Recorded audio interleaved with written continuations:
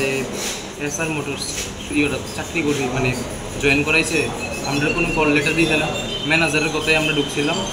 তো ম্যানেজারে কীটা করছে, আমাদের কোনো বেতন হোক মানে আমরা হাতে হাতে বেতন দেওয়া হয়তো। তো ম্যানেজার কীটা করতো, প্রথম যখন আমরা ট্রেনিং পিরিয়ড চলছে তখন আমরা যেমনি কইতো এমনি মাল বাই করে দিতাম, যে মালে কইতো এই মালে বাই করে দিতাম। তো বিগত 2-3 মাস ম্যানেজার যেমনি কইছে যেমনি যেই মাল কথা কইছে এই মালে বাই করে দিয়েছে। কিন্তু আমরা তখন জানতাম না যে ম্যানেজার এটি চুরির মাল দিতেছে নাকি মানে নিজের মাল। তো অনেক সময় হয়তো অনেক কাস্টমারে, যখন আমি সার্ভিসে কাজ করতাম, অনেক কাস্টমারে মাল কিনা মাল আবার শোরুমে অনেক কাস্টমারে মানে কম দিয়ে হইলে মানে মালটা এক্সট্রা থাকলে বা না লাগলে এটি সেল করে দেওয়া যেত না। তো ওই কাস্টমারের থেকে ম্যানেজার মালটা কিনা অন্য কারোর কাছে মালটা সেল করতে বেশি দেয়। আমি সঞ্চিতা দাস। তো ম্যানেজারে যখন মানে এমন করতো, তো ম্যানেজারে হের কাছে দিছে সব ডিমান্ড হের কাছে দিছে। তো মালটি হের কাছে আসলো। তো হে ভাবছে যে ম্যানেজারে কিনা রাখছে কারোর থেকে, কিন্তু ম্যানেজারে কইছে এটি ম্যানেজারের নিজের মাল।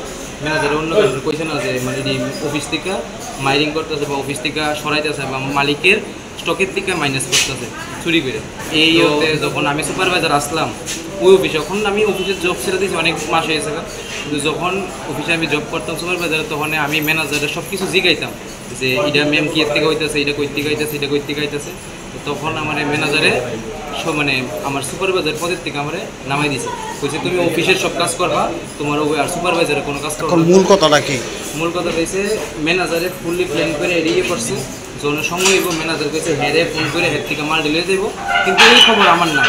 যখন মাল সরানো হয়েছে আমি অফিসেও প্রেজেন্ট আসলাম না, প্লাস আমি নাই ওই বিগত 3-4 মাস ধরে অফিসের লোক কানেকশন নেই, মাঝে মধ্যে যাইতাম, কিন্তু ম্যানেজার আমার কোনো রেসপেক্ট দিত না বললে আমি অফিস থেকে লেফট মেরে আয়া পড়ছি। ম্যানেজার আমার বার করে দিয়েছে, বলছে তোরা রাইতে লাগতো না, তুই অফিসে কোনো কাজ করতে লাগতো না।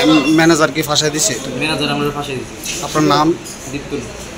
সঙ্গে যে এর কাছে সব মাল পাওয়া গেছে, এর নাম ধরেন্দ্র। গতকালকে আমাদের কাছে একটা কমপ্লেন আছে, চুরির কমপ্লেন, যে এসআর মোটরস কাশীপুর বাজাজের যে শোরুম, ওইখানকার ওয়ার্কশপ থেকে অনেক স্পেয়ার পার্ট চুরি হয়ে যাচ্ছে। তো তার কর্ণধার আমাদের কমপ্লেন করেছে। কমপ্লেন অ্যাকর্ডিংলি আমরা একটা চুরির কেস রেজিস্টার করেছি। রেজিস্টার করে আমি আমার সাব ইন্সপেক্টর দিলীপ কুমার দাসকে আমি এন্ডোর্স করি। তো ইনভেস্টিগেশন নেমে দেখা যাচ্ছে যে ওই ফার্মের কিছু স্টাফ এই চুরির সাথে যুক্ত। আমরা নামগুলি ডিটেন করি, আমাদের অফিসে ডিটেন করেছে। করার পর আমরা টার্গেট করে কয়েকটা বাড়িতে, আমরা ফার্মের স্টাফের বাড়িতে আমরা সার্চ করে যে চুরি যাওয়া দ্রব্য ওইখান থেকে রিকভারি করা হয়। তো তাদের একজনের নাম হলো নিত্যানন্দ শীল, আরেকজন দীপ্তনু পাল। তারা অলরেডি দুজনকে করা হয়েছে। তো এইখান থেকে বাড়িঘর থেকে যে মোটামুটি মালামাল যে স্পেয়ার পার্টস, 1 লক্ষ টাকার অধিক হবে। ছোটো ছোটো স্পেয়ার পার্টস এখন অনেক ভ্যালুয়েবল। তো 1 লক্ষ টাকার অধিক করা হয়েছে। বাকি আমরা ইনভেস্টিগেশন এখন কন্টিনিউ করছি।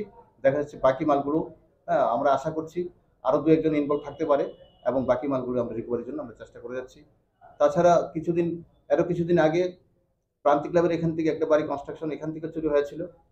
তো ওইগুলি আমরা প্রায় ঘরের যে কিছু এই আপনার বেশ স্যানিটারি আইটেম এবং অন্য কিছু এই যে কোয়া এবং কপারের দামি দামি কয়েল, এগুলি চুরি হয়ে গেছিলো। এগুলি আমরা রিকভারি করেছি। কিছু কামিনী কুমার স্কুলের ওইখান থেকেও কিছু রিপোর্ট এসে রাত্রেবেলা কিছু জানালার জিনিসপত্র চুরি হয়েছে, এগুলো আমরা কিছু রিকভারি করছি, আরও বাকিগুলি আমরা চোর ধরছি। ইতিমধ্যে জয়েন করার পরে প্রায় 10-12 জন আমরা চোরকে আমরা জেসিতে পাঠিয়েছি। তাছাড়া আরও আমি জয়েন করেছি 15 দিন, এর মধ্যে 3টা এনডিপিএস কেস আমরা রেজিস্টার করেছি। স্পেশালি আমরা নেশা বিরোধী এবং ক্রাইমস টু প্রপার্টি এগুলো দীর্ঘদিন চলছে। এগুলিকে যাতে আমরা আমার থানা জুডিশন থেকে কীভাবে ফ্রি রাখতে পারি তার জন্য আমরা সচেষ্ট আসছি, এবং আমার টিম, আমার দুটো আউটপোস্ট কলেজটিলা এবং মরদগঞ্জ বাজার আমরা করছি। আমাদের সিনিয়র অফিসাররাও খুব করছে, কোঅপারেট করছে। আমরা আশা করি এগুলো থেকে পুজোর আগে মোটামুটি একটা পাওয়ার জন্য আমরা